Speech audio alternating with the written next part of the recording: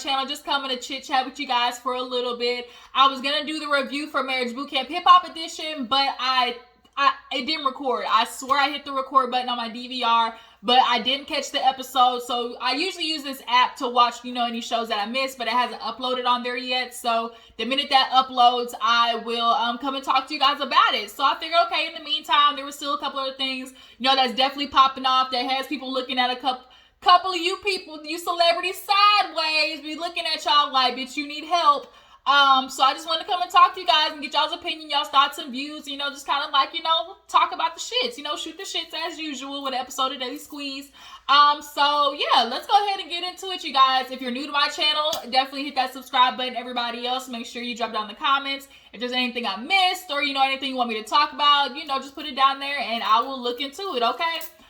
So obviously there is the main thing everybody is talking about today that happened, which is Jessie Smollett being found guilty, right? We previously discussed how he revealed the news that he was in bathhouses doing circle jerks and, having sexual encounters with the dudes that he claimed assaulted him.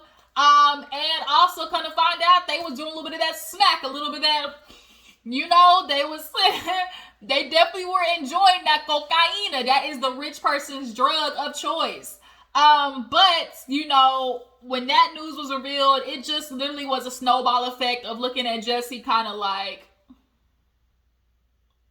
nigga, you had us all rooting for you, like, we not gonna take Jessie down yet, like, let's give him the benefit of the doubt, they just trying to take down another black man, and so everybody was like, we just gonna wait till some more information comes forward before we be like, put the hard stamp on it, like, oh, this nigga guilty.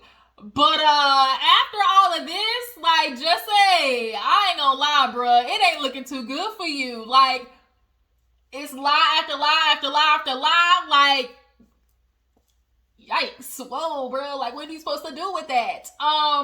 So yeah, he was found guilty, 5 out of the 6 disorderly conduct charges. So now we're just waiting for his sentencing. I think I saw it was up to 3 years. So I definitely think he's gonna get some jail time, because they're gonna make an example out of him. Plus all them taxpayers' dollars that he done wasted on this case. He's definitely gonna have to pay for something.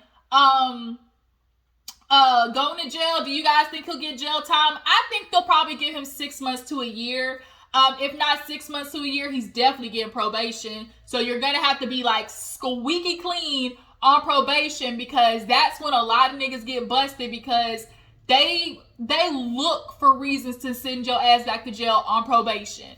So he's definitely gonna do that. Probably some community service. They gonna throw the book at him to make an example out of him.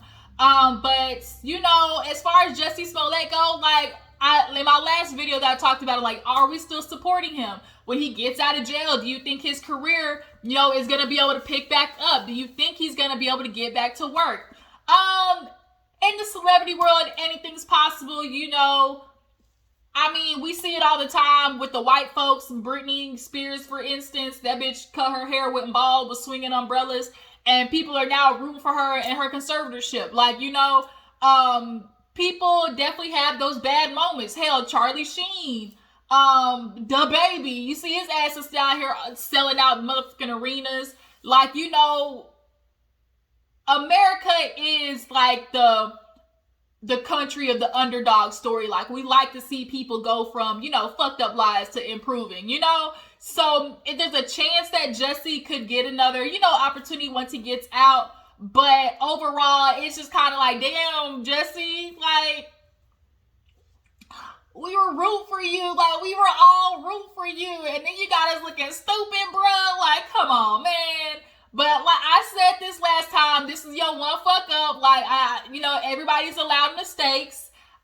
Jessie, you got this one, at least from me. At least from me, I'm telling you, like, this is it. Like, don't you come out of jail and do another scheme for the ages. Like, it ain't gonna work. Okay? But y'all drop down in the comments, tell me how you feel about Jessie being, found guilty. About, what do you think his sentence is gonna be? Do you guys still support him? Do you guys, still want to see him, flourish once he gets out? Do you guys feel like his career will be okay? And do you guys think that Jessie deserves to go to jail? Do you think he deserves to go to jail? Honestly, nobody was hurt. Nobody died. Like, I don't think he should go to jail, but he a black man in America, a black gay man. Ain't he gay? Is Jessie gay? Has he come out and said he's gay? He's gay, right? Like gay. Not like, oh, I have sex with women and men, like, but like, is he gay? I don't know. I could have sworn he said he was gay. Why am I stuck on this? Nonetheless, Jessie Smollett, drop down in the comments. So speaking of somebody else being guilty. And then another thing too, Donald Trump Jr., we don't need no words from you. Get out of the business. You sitting here talking about justice for Jessie and all this type of stuff. He been found guilty. And nigga, ain't nobody ask you. You need to be worrying about your daddy being guilty over there messing with little girls, okay? In that Epstein pedophilia case, because that is clear. That is what's going on. And speaking of pedophilia, we're going to move on to the next person who was guilty that I was getting ready to talk about, which is Mr. Josh Duggar. Josh Duggar was found guilty literally the day before or the day of Jessie was, because he's been dealing with this child pornography case for some years now. It was revealed a long time ago that he, potentially was, assaulting young family members, the girls in the family, and they basically had to do the keep quiet shit, until one of them, came out and said it, and he, I think, admitted to it, or like the other family members like co-signed it. And now here it is, we have this child pornography case, and they said he was watching videos of like 12-year-old girls getting, you know what I mean. So he need to go to jail. He needs to go to jail. He needs to go to motherfucking jail. People who do that are just flawed. Like, anything that has to do with like little kids, like being assaulted and taken advantage of, how does somebody, that thought process to me of somebody being that disgusting to find joy in watching that, I just don't get it. Like, you are a different type of evil. And for him to have the same thing happen with Subway dude, Jerry from Subway. Come to find out, he had stashes of child pornography. And it be the people that you don't think it is. And that's why we find out in the churches, the popes be messing with the little pulpit boys and stuff like that. Like, they hide behind that mask of, who, me? That's they hide behind that mask. And so when it finally comes forward, people automatically are victim blaming and finding a way for it not to be true. But that's the beauty of, not the beauty of it, but that's the mastery of it all, of getting to hide behind oh, I'm a child, I'm a man of God. Oh, I work for the kids. I'm a people of the kids. I support the kids. They hide behind that. And Josh Duggar can no longer hide behind that. I'm a Christian man. I didn't do nothing. Who me? He can't hide behind that anymore. And so now that, everybody knows what you're going to jail for, child pornography, bruh, you might not make it in jail because, they don't like people like you. People like you, they get, that shower time gonna be real sketch. You might want to find a way to get into what's that called? Private, secular, or whatever. You might want to get sent off to your own little jail cell, because if you get into Gen Pop, they gonna wear your ass out, figuratively and literally, okay? So moving on, who else did I want to talk about? Who else is struggling in the news that, let's go ahead and get into Travis Scott. Travis Scott did an interview with Charlamagne the God. I actually watched all of it, and basically the gist of what Travis is trying to get across is trying to nail down how it started, where trying to nail down the honest cause of, these people dying. I do believe Travis when he says he is for his fans, and they have a connection. Artists and their fans do have a connection because it's the love of the music, I don't think when he talks about doing these ragers and having the mosh pits, it's for, danger, like to harm people, as it said, not to be harmful or vicious or anything like that. I honestly think sometimes in life there are those fluke freak accidents or those fluke freak things. And I think this is just one of them. It's just like unfortunate that people have died. But, sometimes in life there are just those catastrophes where it's just all things align for something bad to happen. And that's just what happened here, And, we saw how he stopped and, people he saw passed out, they got pulled out of the crowd, But Travis Scott, there was 50,000 people there, y'all. He can't see all 50,000 people or hear all 50,000 people. He can probably see maybe the first 10. So when he's asking, hey, y'all all right, and they're saying, like, it looks like they're saying we good. Like, I can't imagine being in that position for him. Like Charlamagne said, like he's like, you can tell it's wearing on you. I could imagine being in Travis' position. First of all, you got your name on everything. It's Astroworld, so they're definitely coming after you for the money and the lawsuits and everything. But this was a collective, blame. Like, Travis, because this is your name, and obviously you are the creative, you have to just take responsibility in the fact that, like, maybe you weren't as delved or in deep with every other, moving part of the concert. A lot of times, y'all, that's the truth of it. Like, artists really aren't in the other moving parts of the concert because their only job is to worry about what happens on stage. When they go to these venues, the venues and the ticket promoters and the merch people, like, mainly the venue is really who handles, the setup, the chairs, the sections, the security. That's really the venue. And so also too, another great thing that, Charlie been pointing out is, like, how are you supposed to tell the difference on stage, music going, from, you just see people like jumping up like this. Like, how are you supposed to tell that's saying, hey, somebody's dead over here? Because in your mind at a concert, the last thing that you're thinking of is somebody's dying. Like, if that's not even in your mental space, like, it's not going to come up until it comes up. And so that's just one of those unfortunate things. I feel for Travis because there was multiple times he pulled out people who, they say, oh, he's passed out, get him out, da-da-da-da.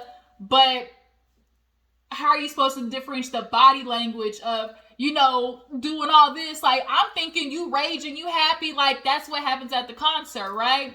So, of course, they talk about how, media is making it seem like, oh, you encourage rage, you encourage, all this stuff. And it's not necessarily about encouraging rage, it's encouraging having a good time. And you expect people to be individuals who are ownership of themselves and to make sure they take care of themselves. I think there is not a lot of pointing to the responsibility of the concert goer as well. Like, if you go to a concert and you are aware they do these mosh pits, you don't get in the mosh pit, right? You are aware, hey, you see all these, bodies of people, like, you put yourself in a situation, you make sure you put yourself in a situation where an exit or something like that,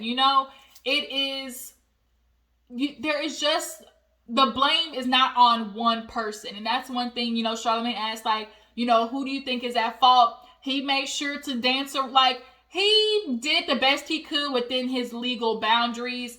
And basically just saying, look, my responsibility is just to know that this doesn't happen again. My responsibility is to find out, where we can try to pinpoint where we can do better, where, it started, and to make sure it doesn't go this way going forward. He's like, I'm just thinking of so many ideas, to the point where he brought up, having the smart bands, how the Fitbits can tell your heart rate and all that type. He was like, if you come in with that, like, you have that on. Hell, I'm thinking maybe even like you have like a little device and you push the button when you need help. Like them panic buttons when you on the treadmill where you be running, you be like, bitch, wait a minute. I didn't sign up to go 7 miles an hour. So then you put that emergency little clip on the treadmill and that bitch stopped. Like, kind of have that same logic when you at the concert. you have this little device, you push the button and it tells you what section you're at. It tells you, you know, where, you know, like I said, what section you're at, and that, bitch, I'm done. I'm waving the white flag. I surrender. Get me out of here. You know, I think that's something that definitely, you know, could be looked into. Bitch, that's my idea. You know, don't steal it. If you steal it, I'm definitely saying something if I see the shit out there. But there's definitely ways, as he said, like the responsibility is like, there's nothing you can do about what happened at the concert, but what you can do about it is, you know, going forward. You know, Charlamagne asked him, what can he say? You know, what does he want to say to the families? He said all he really could, which is like, you know, I know you don't feel like I'm here for you, but I really am. You know, my fans mean everything to me. I just want to pray for the family, for healing, you know. And Charlamagne was right in the things like, there honestly is nothing Travis could say to help these families. Like, there's nothing he could say, like, for them to heal. Like, there's nothing. He even offered to pay for the funeral, and they're in the process of grieving, and all they know is somebody, like, when somebody dies, you look for somebody to blame. Like, you are, like, that's a part of it. Like the grieving process is blame, right? So, you know, they're looking for somebody to blame. And it's easy to blame Travis because it's Astroworld, right? But I think a lot of, like, obviously you're not thinking you're in your most rational state when something like this happens. But I would just urge, you know, people who might not have, you know, lost somebody, who may be able to think more logistically, which is like blaming Travis. Like, do you want to just blame somebody, or do you want to actually get the, like, what really happened to your child? Like, blaming the wrong person doesn't fix it, right? Just blaming somebody, but actually finding what was wrong and having that part be held accountable is like what true, like, closure to me would be. Not just blaming him, oh, because you're Travis, it's your fault. Like, yeah, that feels good in the moment, but in all honesty, like, does that really, like, lend to it showing, or lend to it, you know, lend to its contribution to the, like, unfortunately people dying? Like, I would want to know. I would just know, like, I can't blame one person. Like, I would want to blame who actually contributed to, you know, the death. And I just feel bad for everybody all around. I feel bad for the families. I feel bad for Travis. Like, you know, he said he's willing to take on that challenge. You know, he understands the place that he's been put in. This law, it's going to take years. Like, it's going to be years before anybody who went to that concert sees any type of, you know, payout, unless you experience death. Like, because everybody's fighting to prove, oh, it wasn't me, when all actuality, everybody is at fault here. You know, to me, I'm more looking at, like, the venue. The venue is responsible for the setup, for the security. Like, how, and he said, you know, I had somebody come on stage tell me, hey, after this, it's over. But they didn't say, hey, end this right here, right now. They simply just said, hey, after your guest comes on, leave. So, like, you have to think hindsight 2020. Like, Travis did the best he could with the information he was given. He didn't have all of the information. So to blame somebody who didn't have all the information, to me, is just a little unfair. But I do feel for him. It just now goes to show, like, celebrities going forward, you know, making sure you just know the ins and outs. Not just, I understand, like, their main responsibility is what happens on stage, what happens there creatively, and, you know, making the experience for the concert goers. It's not, oh, okay, you know, merchandise is going to be over here. Oh, you know, food and drinks is going to be over here. Okay, then they walk in on this side, they're going to exit over here. Like, that's typically not what the celebrities or the artists' part, you know, in it. You know, they said a couple of the families, you know, responded to the interview. Of course, half of them were like, you know, this doesn't do any healing for me. They really wanted him to say sorry. You know, they didn't hear a I'm sorry from him. Some of them obviously was like, you know, we haven't talked to him. You know, he tried to offer to pay for the funeral. They didn't accept that. It's understandable. Like, they're grieving. It's not going to make any sense right now to anybody. But y'all tell me down in the comments, how do you feel? Do you feel like Travis Scott like, how much of responsibility or how much of blame does he hold? And, you know, the concert being this way, I still feel some type of way about, just because a building holds 50,000 people, you don't fill it up with 50,000 people. You really fill it up with 35, 40. You know, like, you need space for maneuvering and, like, things like that. And the barriers that were set up, that to me is like the venue. And then, you like, it was just a whole lot that contributed to the deaths. But y'all tell me how you feel. Do you guys feel like the families will ever get to a point where they forget Travis, or they will, you know, understand that Travis isn't the only, like, you know, the person who's mainly at fault or to blame? You know, obviously going forward, Travis, I feel like, is gonna have concerts and people are gonna go. They're just gonna know to be, like, it's just gonna be safer. They're gonna know how to establish boundaries as far as, you know, security and things like that. Do you guys feel like this will affect his career? Do you feel like, you know, this will stop him from doing concerts? How do you guys feel about that? Moving on, let's talk about Black Chyna. Now, Black Chyna, you guys, this girl, she need help. She need help.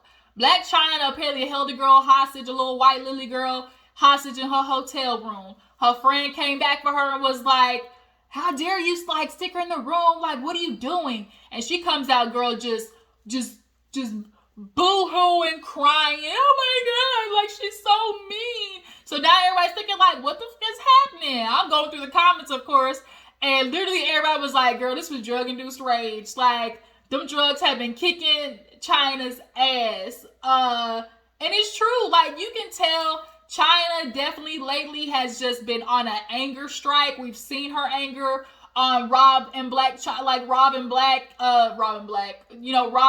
on the show. She got some anger issues. She definitely gets that from her mama. We've seen the way her mama acts. This is definitely a generational trauma thing.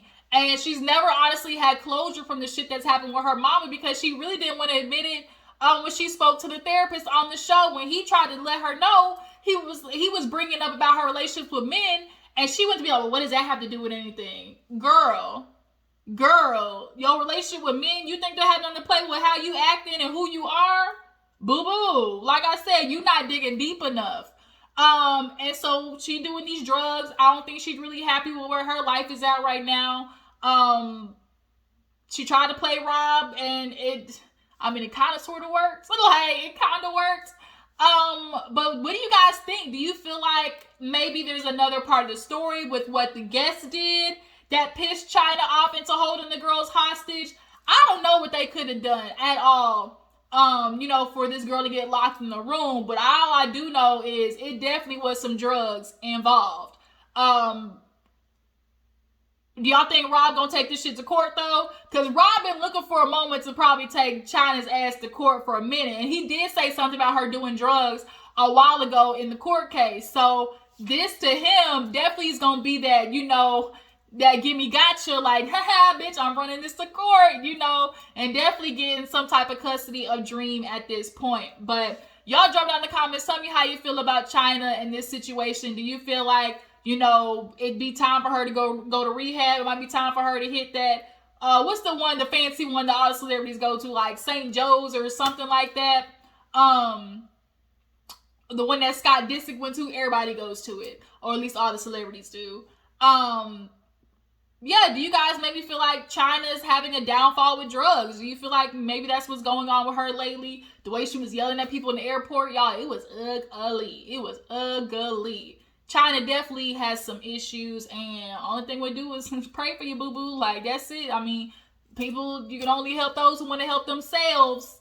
So moving on, who else did I want to talk about?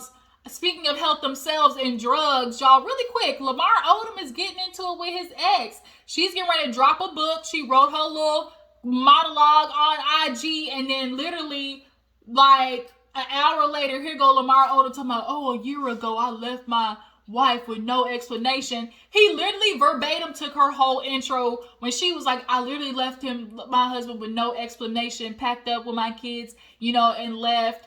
And it's kind of like, bitch, what the fuck? Like, didn't I just see this? And then when Lamar Odom went, like, he definitely is always trying to be on this, oh, I've improved and, you know, I'm a better man and you can't be with nobody that's toxic. But ex-addicts are toxic as fuck, you know? And she definitely has her toxic traits, so put them two together. And you can imagine the fuckery that was going on in their relationship.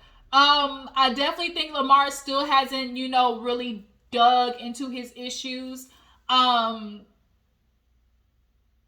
just don't know what is going to happen with him going forward as far as like himself, relationships. We saw that bullshit ass stuff with Carly Red. That wasn't for real. They were just fucking around. But she's coming out with a book. Are y'all gonna read the book? Are y'all interested in what's coming in, like what she's gonna write? She says she's talking about everything, so I think that's why Lamar made the post in the first place, because he was like, oh, you know, I've bettered myself and I've become a, you know, a good human being, and, you know, just really working on who I am. So he's already trying to go ahead and put the feelers out in the waters of, I'm a good person, so whatever she has going on in her book, you know, basically he already trying to denounce the shit. But I'm sorry, Lamar, with your history, we might be more keen to leaning on Sabrina's side. We not saying that we trust that bitch fully, but what we are saying is we just gonna be looking at you with our good eye, is what I'm trying to say. So that was a little bit about Lamar. I think there was something else I wanted to talk about really fast before hopping off. What else was it? It was Lamar. We talked about Black Chyna. It was something else I wanted to talk about. Damn, what was it? It was Lamar Odom and somebody else. What the? Damn, who was it? It was somebody. Damn, y'all done forgot. I talked about Lamar Odom. I talked about Tristan already with that Chloe situation in my last video. I think that was it. Yeah, I think that was it, y'all. Can't think of nothing else. But if I missed something, y'all can drop down in the comments and let me know. Yeah, I think I talked about everything I really want to talk about. Yeah, there's some stuff going on. Oh, y'all, allegedly Chris Brown got baby number 3 on the way. Boy, these niggas is popping out babies left and right, trying to build their legacy. They love it. It's my legacy. Bitch, what the fuck? Yeah, so Chris Brown got baby number 3. It is what it is. Everybody, they just gonna have their harem of women. They never gonna get married. Like, it's just, it is what it is. If he does have baby number 3... welcome to the club, girl. Y'all just be letting these niggas bust all up in y'all's ovaries and shit. Just gonna be shitty ass daddies. But it's okay, because y'all gonna get y'all little stipend a month. That's all y'all be looking for. Y'all little stipends a month. That little monthly check come in. Shoot, I don't think I could ever do it. I can never be one of those girls who get pregnant for $1. What? Because now you stuck with this person the rest of your life. And then you bringing a child into the madness? Oh, no, ma'am. No, ma'am, no ham, no turkey. But yeah, you guys, that was it. Just want to come, shoot the shits with y'all. If I missed anything, drop down in the comments and let me know. Appreciate y'all for tuning in. Make sure to follow my Instagram and Twitter. Love you guys, and I will check you later. Deuces.